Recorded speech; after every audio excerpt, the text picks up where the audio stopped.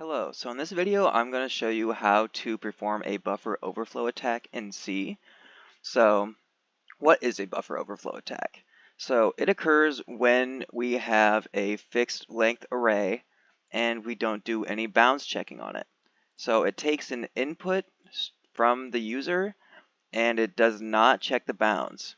So we're able to input a string that is longer than 6 characters and it will overflow the stack frame for this function, and we can overwrite the return address to be a function that we want it to be. So in this file here we have this function here that does not get normally called anywhere in the function. So our goal is to call this function here. So the first thing we want to do is compile it so that way we can use it in the GDB. We want to use a stack protector, and we want to use NoPy, which is a position dependent executable, which makes it so that the addresses remain constant and not changing. So we can do that, and we can enter the debugger. So the first thing that we want to do is we want to disask TBD to get the address where it pushes onto the register base pointer. So this is the address that we want right here. And so when we write our string that we're going to overflow right here, we want it to look something like /x7a -x11 -x40 -00. It'll look like this because it'll be in backwards order for each byte. And we want 4 bytes. So now what we can do is we can break f, but we also want to break at the end of f. So we want to break right before it leaves. So we want to break at this address. So if we add a break there, so now we can continue onward.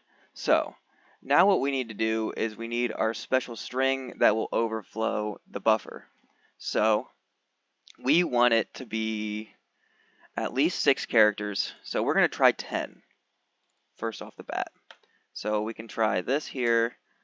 Okay, so the first thing that we want to do in this is we can check the stack pointer and the return address and the bytes on the stack. So that's the stack pointer, and this is the return address. So if we look at the first 48 bytes, we can see these here. So we got that 99, E0, FF, that's that first one. And then we can find the return address here. So here's the 27, 12, 40. So if we can continue onwards, here's our special string that it created with the return address and the A's. So now we can check onwards, we can check the 48 bytes again, and we can see where our buffer overflow occurred. So we can see our A's here, and we can notice that it is 4 off from overwriting the return address. So if we try it with 14 A's instead of 10, and we continue onwards, okay, so it's processed our overflow. So now if we print the return address, we should notice that it is the exact string from our TBD that we got earlier that we want to overwrite. So 40.11.7a, 40.11.7a. So if we continue onwards, when it gets to the return address, it should go to the TBD function rather than ending the f function. So if we continue, we notice that it calls TBD, so that means that our string worked. So what we can do now is we can exit the debugger and we can run a.out with our string to show the overflow attack. And there it is. All those will be lost in time like tears in the rain, time to die. It calls that function TBD.